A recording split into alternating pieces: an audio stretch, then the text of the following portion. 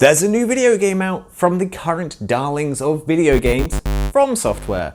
It's a little known game called Elden Ring.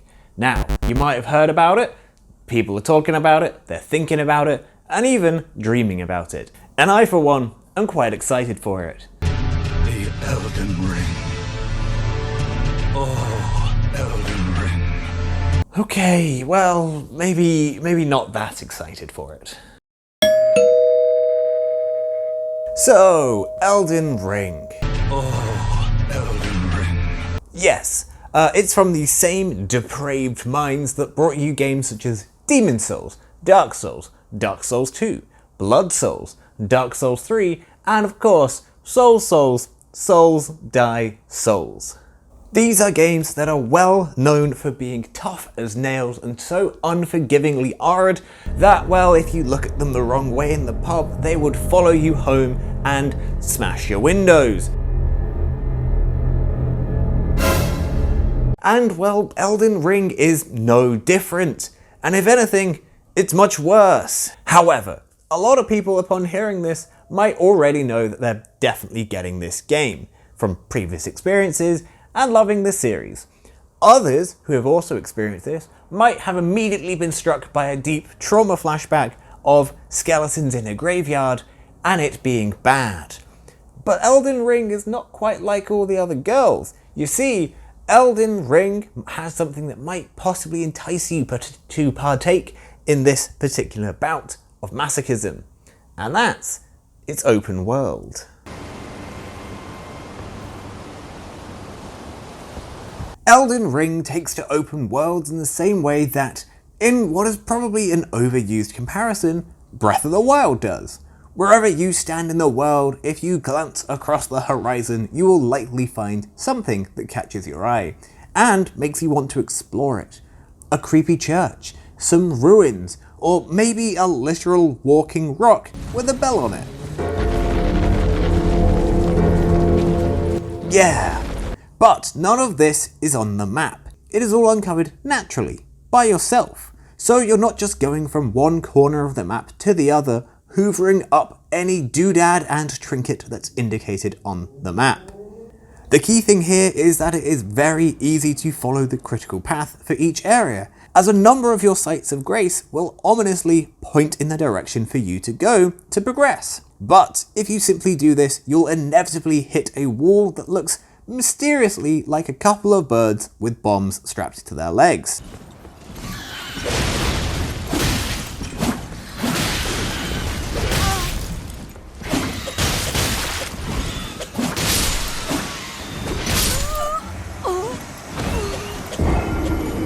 Previous FromSoft games would have you either repeatedly hit your head at any challenge until Stockholm Syndrome forces you to say you're having fun, or go off and kill the exact same pigs over and over until you're strong enough. The open world gets rid of all that. If you get stuck somewhere, you can simply just wander off into the wilderness and find a new dungeon to scurry through.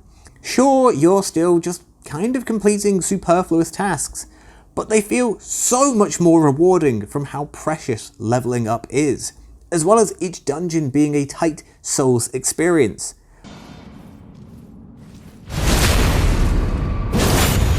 Or maybe you'll just be minding your own business, and before you know it, you're encountering one of the many open world bosses as a dragon falls out of the sky and crushes you underfoot.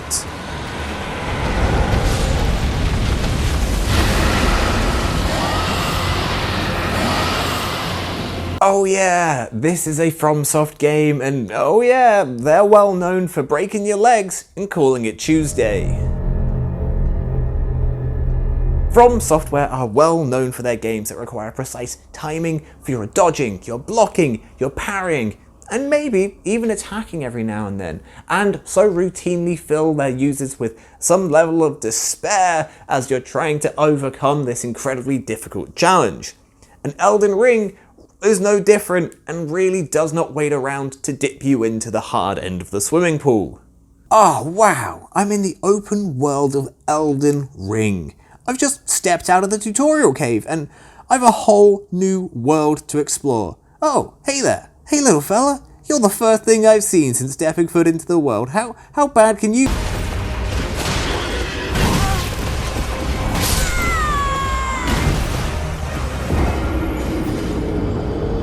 Yes, it's the sort of game that would, I don't know, put a very difficult boss immediately as the first thing you see the moment you stepped out of the tutorial. And it is great. Oh, I love it. And if anything, it highlights even further just how wonderful the open world elements of this game are. Because sure, you might get your butt beat by this big boy, but you don't have to necessarily fight it. You can just go elsewhere, do something else, get stronger, come back, still get your butt beat, but eventually you might actually defeat this big horse man. The important thing is you didn't actually have to do it immediately upon laying eyes on him, and that is wonderful. These games rely on a matter of mastery in the deadly art of combat in order to slay most of your foes, and Elden Ring continues to be no different.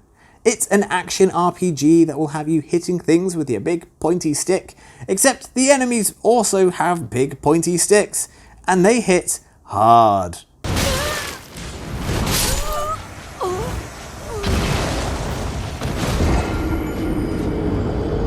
So you'll do everything in your power to stop this, whether it's dodging out of the way or cowering behind your shield.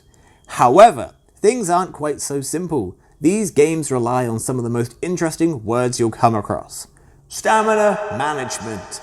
As every action uses the energy stored in your little lungs, and when it runs out, you'll find yourself standing there unable to do anything useful, and most likely getting knocked on your posterior. Not to mention that while cowering behind your shield is effective, some enemies will work around this with all manner of ability, or just simply grabbing you with their big lobster claw.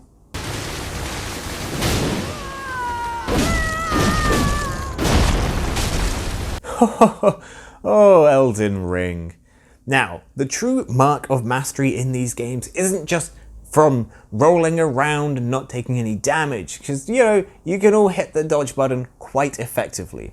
No, the true mark of mastery in this game is combining both defense and offense into the ultimate fence, and that's the parry. The parry.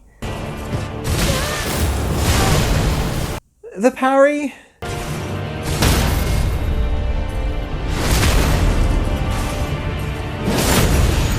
The parry! One of the more signature aspects of this game, in which you recklessly lower your defensive shield, all in the hopes that you can possibly knock away the oncoming attack to then get a big meaty stab right in their gizzard for big damage. Do people have gizzards? Ew. But if you're the sort of person who is incapable of getting good, Elden Ring has a number of new and interesting aspects to the combat that ultimately make it a lot more accessible to new players. While dodging and parrying have been the bread and butter of these games, blocking has always been a perfectly respectable endeavour. And now, even more so thanks to the shield attacks. If you plant your feet firmly and block an attack, you can follow up with a bigger attack that'll steadily stagger your sworn enemy, allowing for big damage.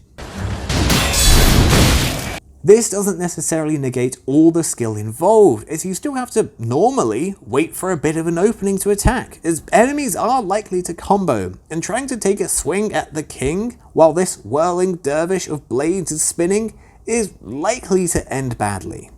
Furthermore, these games have a rich history of summoning in other players to swoop in and save the day, or help you out, or, murder you sideways.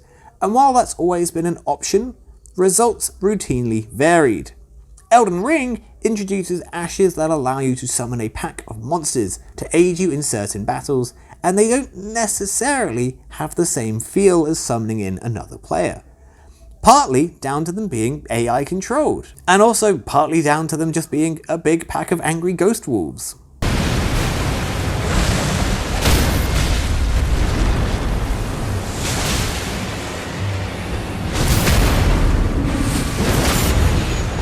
Now, There's a lot of debate about these things because some people consider them essentially cheating. Because previously, in other games, you'd be able to summon in like other players from around the world to assist you, and that can still happen here.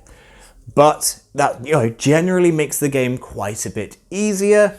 So when the game's main focus is its inherent challenge, well, why would you want to go about and make the game possibly simpler and easier to get through?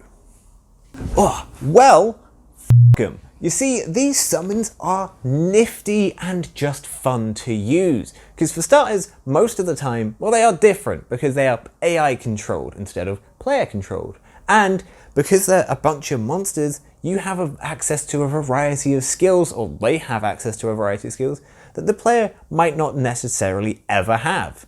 Like being a wolf. And there is something just inherently fun about entering this big encampment of enemies, right? And then just immediately summoning a horde of ghost wolves on them and just going to town on the entire thing. Just you, your wolves, messing up town.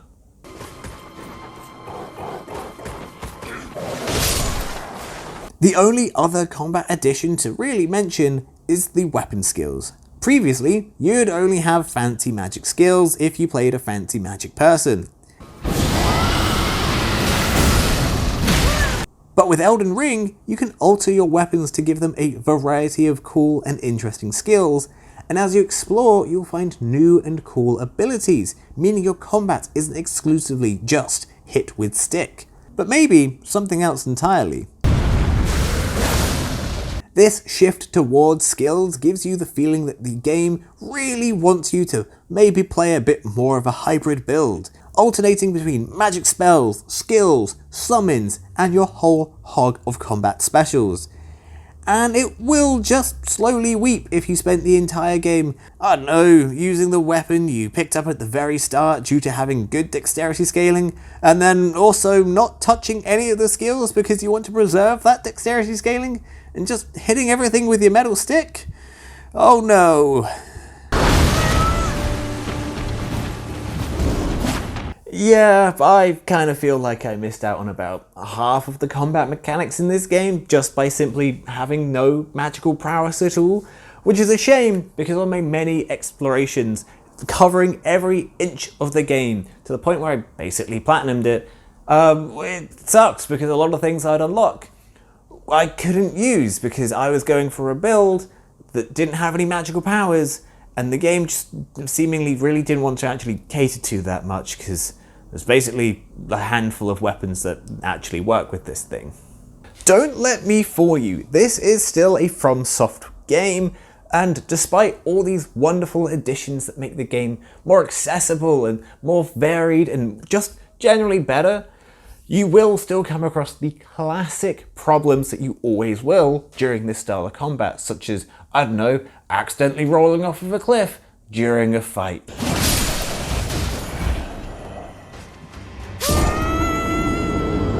Or the camera having an absolute wild one during a fight.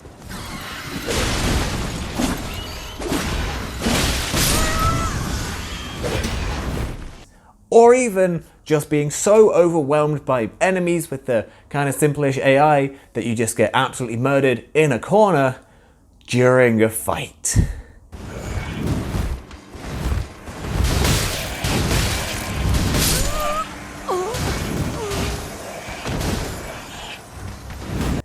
Ah, Elden Ring.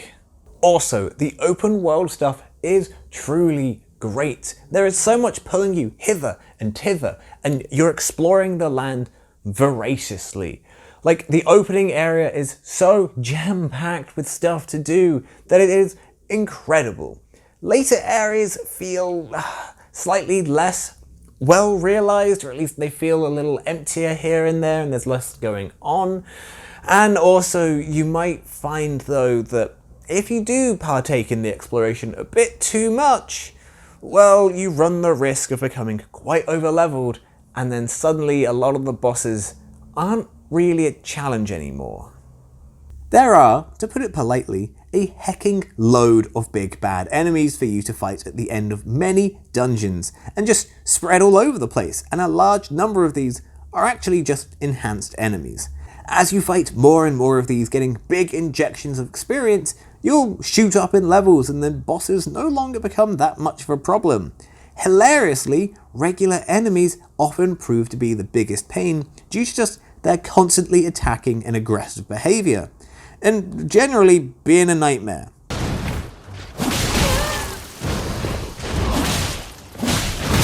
But the bosses begin to fall back a bit. Instead, they become increasingly cinematic fights. Whether you're riding horseback as you circle a dragon as fire breathes out, or watching some large cacophony of effects erupt from your foe,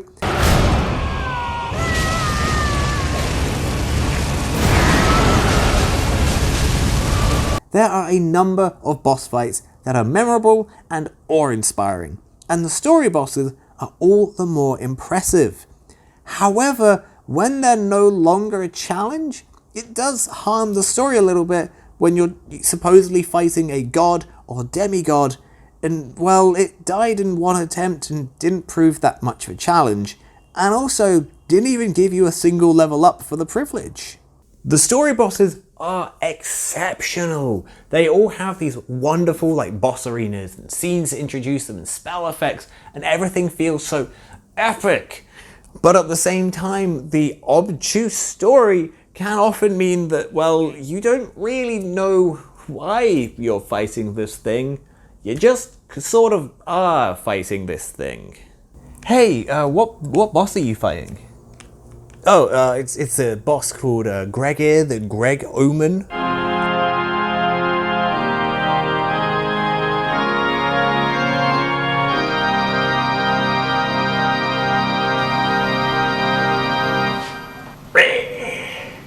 Oh, sounds cool. What's their whole deal? I honestly don't really know. Something about cursed Gregs or something. Is it any good at least? Oh, it's absolutely incredible. Look, I get it. These games are meant to be obtuse. They're meant to be weird and vague, and a lot of the story is purposefully left up to conjecture. But at the same time, when you're dedicating so much time and effort and mental struggle to something, you maybe want to have at least a little clue as to what's going on. Just a little bit. Because you are tarnished. Oh, rise now, ye tarnished. Who is going on a grand quest to reform the Elden Ring. Oh, Elden Ring.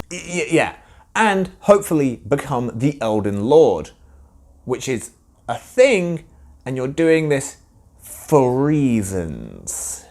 And in order to do this, you also need to defeat the Elden Ring's 7 evil X's. Except you actually don't, and it turns out that most of the story bosses are somehow optional. But your grand quest will lead you to facing gods and demigods, and when you don't know why, you do what you're meant to do in these games and read the flavor text of the items. And realize that they still don't really explain anything. There are a number of quests and side quests and various characters that you'll interact with across the entire game. Some of them will tell you what they're up to, such as being stuck in a hole. Hello? Hello? Anyone? And others, well, just give you a bit of a cuddle. You are very warm. Oh, Elden Ring. But following these quests one way or another would normally help to flesh out the world, the story, and the experience. And for the most part they do, although they often leave you feeling constantly on edge, as everyone ends with everything with a laugh that can only imply they're up to no good. Hey, I'm going to the shops. Do you need anything? Oh, yeah, cool. Could you get us some milk? But I'd be lying to you if I told you that by the end of the game, I had any real clue as to what I was doing, or who I was fighting. A number of boss fights back to back involved characters I'd barely known of, or animals that I didn't understand the importance of, and there really was no greater explanation. But at the same time, the arcane storytelling of Elden Ring kind of works. Like, there are enough story elements and interesting characters that are mentioned throughout the game that you are constantly moving forwards to learn more. And when you eventually come across these characters, it's so satisfying to just kind of see them in their glory as they live up to their standards, or you learn that everything was a lie, and all these side quests and weird bits and pieces just provide enough information that you're constantly wanting to be pulled forward. You're wanting to see more and more of this world and these weird and strange characters. The light storytelling and the open world work perfectly in one particular way. And that is that you talk about it with other people, right? There's so many instances where you'll go to your friends, you might be playing and like, have you been near that cave, near that waterfall? Hey, have you checked out this weird ruins in the swamp? Just what is actually happening in the game? And there's so many ways that you can interact and chat with your friends, because while you're all playing the same game and you're all technically having the same experience, there's so many hidden nooks and crannies throughout the entire thing that you are ultimately having different experiences. So you just end up talking to them and giving the hints to people, and that's also caked into the game with all the hidden path ahead stuff. Most of my complaints are realistically my own doing. Yes, I accidentally over-leveled far too much, far too quickly by exploring too much. And yes, I kind of limited myself in my playstyle and didn't vary anything enough, so I didn't experience a lot because I just relied too heavily on very simple and strong strategies that kind of meant I just didn't engage with the game properly. But I will at some point probably be playing the game all over again because the skills, the magic, everything seemed so interesting to play with that I want to experience it. I want to play with these different mechanics and bits and pieces and just try and get all these threads and stories and weave them together into a branch-based basket of knowledge. Because Elden Ring is just kind of great. Whoa. The game's open world and just general complete lack of bloat is truly impressive because there's just so much going on that you'll always want to be pulled along for the ride. And like the pacing of the combat, the pacing of the exploration, just being able to tear about is wonderful. Sure, I think that people might be a little bit disappointed in that a lot of the dungeons are no longer that sort of winding, interconnected puzzle, maze-like chambers where there's lots of shortcuts and backtracking and going backwards and forwards. It's very much just sort of ploughing ahead through an encounter. But these landscapes and environments are diverse, beautiful and breathtaking.